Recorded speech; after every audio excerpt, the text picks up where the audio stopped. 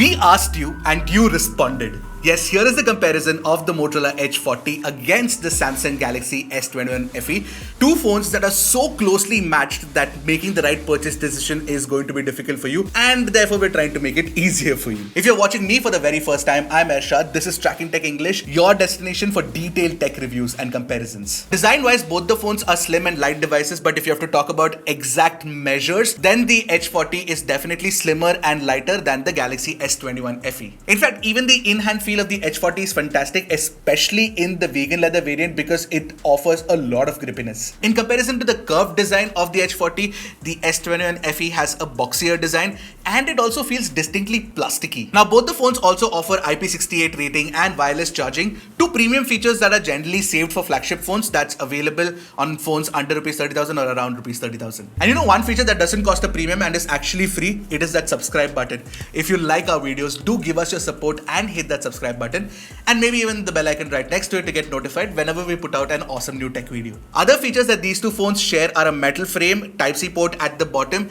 and stereo speaker setup with Dolby Atmos support as well. Now I'll talk about the stereo speaker performance in the multimedia section of the review, but the Type-C port at the bottom on the Samsung Galaxy S21 FE is the USB Type-C Gen 3.2 kind compared to USB 2.0 speeds on the Edge 40. If you want faster data transfer speeds or better HDMI support, you better pick the S21 FE. Now with the Edge 40, Motorola has done something interesting where you get a single SIM card slot, and if you want a secondary connection, then you'll have to use an eSIM. Now with the S21 FE though, you get proper dual SIM card slots, so you have to figure out which one you prefer. Also, both these phones do not support micro SD card, so you have to keep that in mind as well. Design wise, the Edge 40 definitely feels more premium, where the S21 FE feels more candy. What I mean by that is the kind of funky color options that you get with the S21 FE and the plasticky feel that you get with it. It feels a lot like a toy and like a candy, and it's tuned towards the audience that wants funkier designs. But if you want more understated classy elegance, then the Edge 40 is for you. Now talking about the display on the Samsung, you get a flatter, smaller display compared to the Edge 40, which has a curved panel which is also larger in size. On Samsung, you've got that 2x dynamic AMOLED panel with 120Hz refresh rate. On Motorola, you've got a POLED panel with 144Hz refresh rate. Of course, technically, you've got higher refresh rate on the Motorola, but in daily usage, you can't really tell the difference. The peak brightness reported for both these phones is 1200 nits, but when I tested it on YouTube and when I cranked the manual brightness slider, the Motorola Edge 40 was slightly brighter than Samsung. It's a slight difference, but it is there. Therefore, the Edge 40 is brighter in real-world usage and has higher refresh rate as well. Having said that, the S21 FE definitely has one ace up its sleeve, and that is the color accuracy. It's very well tuned for colors, especially if you look at it in the natural mode. In comparison, on the Motorola, whether you use it in vivid mode or natural mode, it gets extremely vivid. Also, the HDR tuning when you're watching content on YouTube is much better done on Samsung, where the highlights are well controlled. The shadows have a lot of details in them as well. Motorola doesn't look that bad, but Samsung's technical accuracy is better. Another thing that you need to note is that Samsung offers HDR support on Netflix as well, which by the way is still not available on the Edge 40.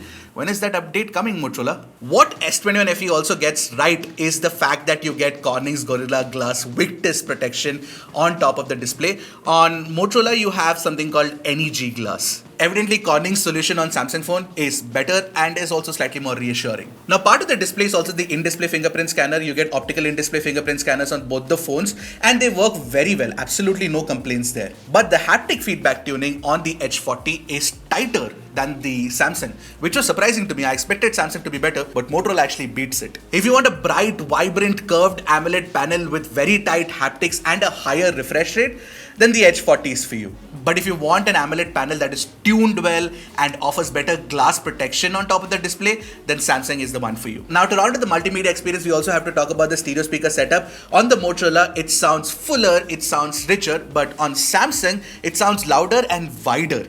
Why don't you take a listen for yourself and let me know what you guys think.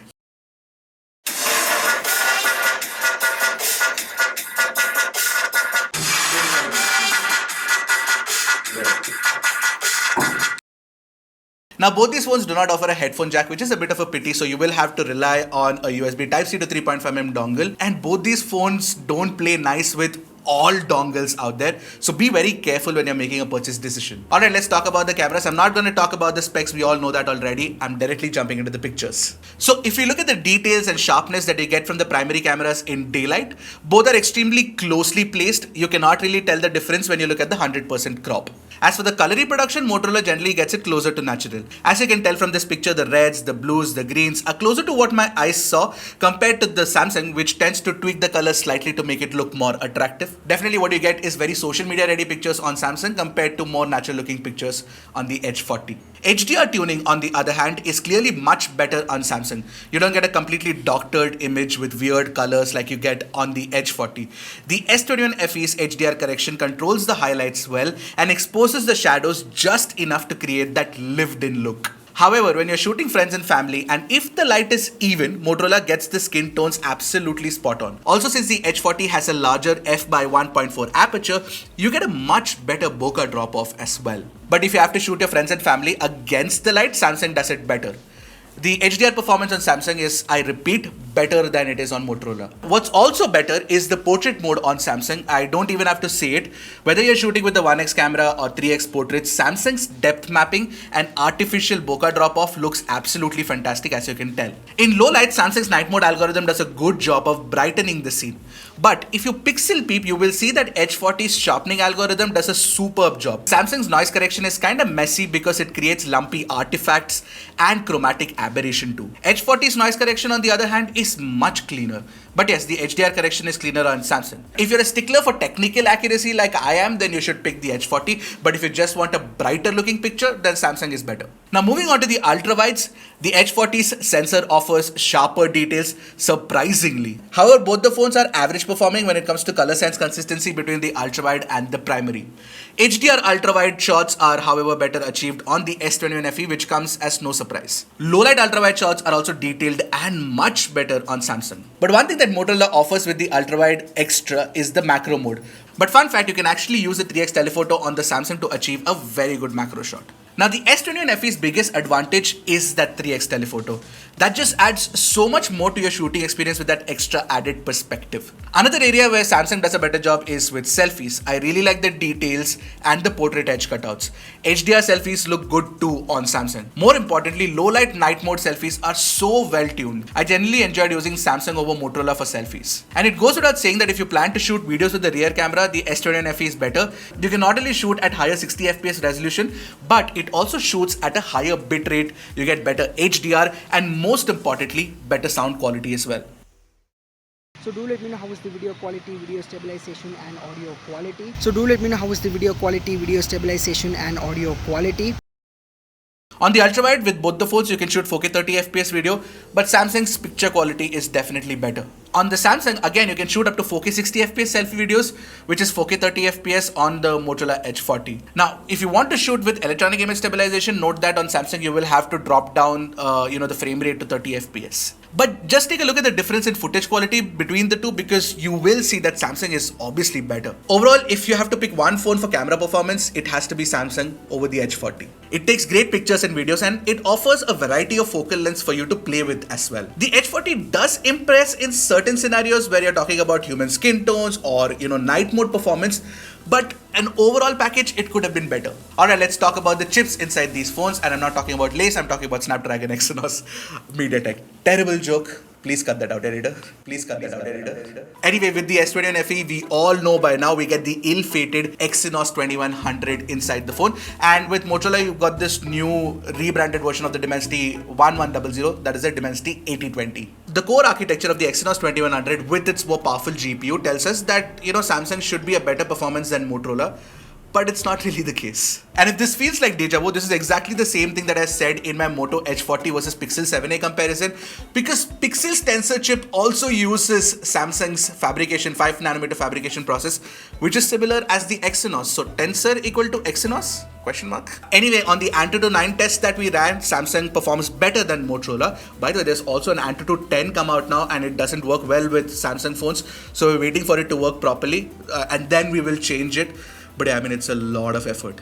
Moving on, Geekbench scores, however, in our tests were very close to each other, so not much to tell the two apart. So CPU performance could be very similar. But where the S21 FE falters really badly is in sustained performance. We ran a 40 thread, 30-minute test of CPU throttle with both these phones, and we got a very abysmal stability score, CPU stability score on Samsung, and Motorola does better. Similarly, in a GPU stability test where we run 3D Mark wireless test, you can tell that the GPU stability scores are also not very good. And I can say that with a fair bit of confidence because even in real life, when I was playing Call of Duty Mobile at very high and max graphics, on both these phones, after about 20-25 minutes, Samsung starts getting hot and starts dropping frames, which doesn't happen on the H40. So what's the point of using a more powerful GPU on the Samsung if you can't really play games with it? And even regular performance, if you ask me, Motorola definitely feels smoother, it responds to touches faster, and it's just generally, more nimble on the foot compared to Samsung. Overall, even if Samsung has a more powerful processor, I'd much rather go with Motorola because you'll get sustained performance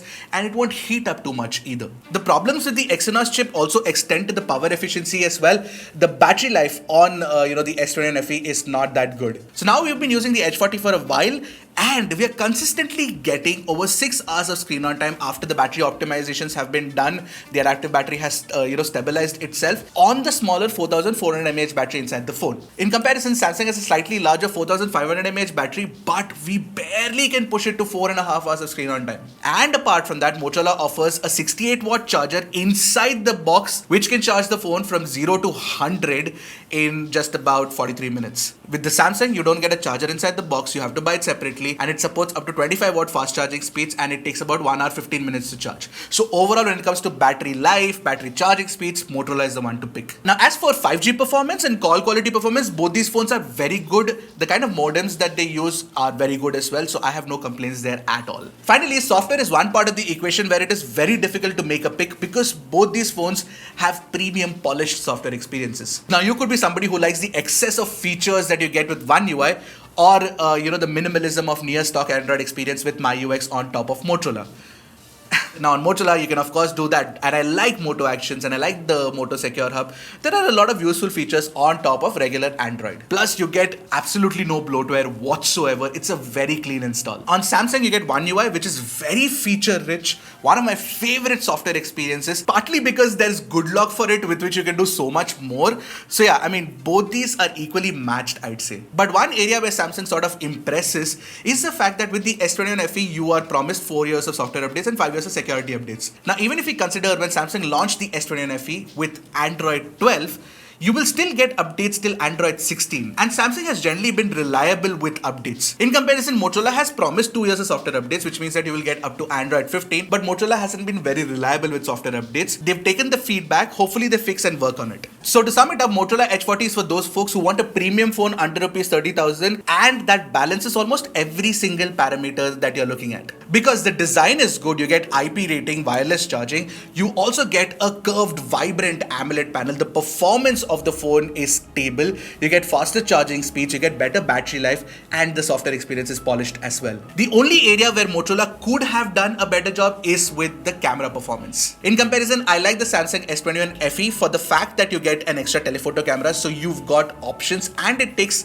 flagship like pictures and videos also. Plus you get the robust software experience and the promise of regular updates, and then there's IP rating, wireless charging, all of those, making it a whole lot of premium package. However, the problem with the S21 FE is a uniquely Samsung problem because of course it relies on Samsung's very own Exynos chip, which is not good at thermal efficiency. It heats up, and of course the battery life is also not that good. Plus you don't get a charger inside the box, and the charging speeds are not the best in the industry. Now these are problems you have to keep in mind if you have to pick this Samsung phone over this Motorola phone. Now based on these observations, which one of these two phones will you pick? Let me know in the comment section below, and I'll see you guys in the next one. Until then, keep tracking and stay safe.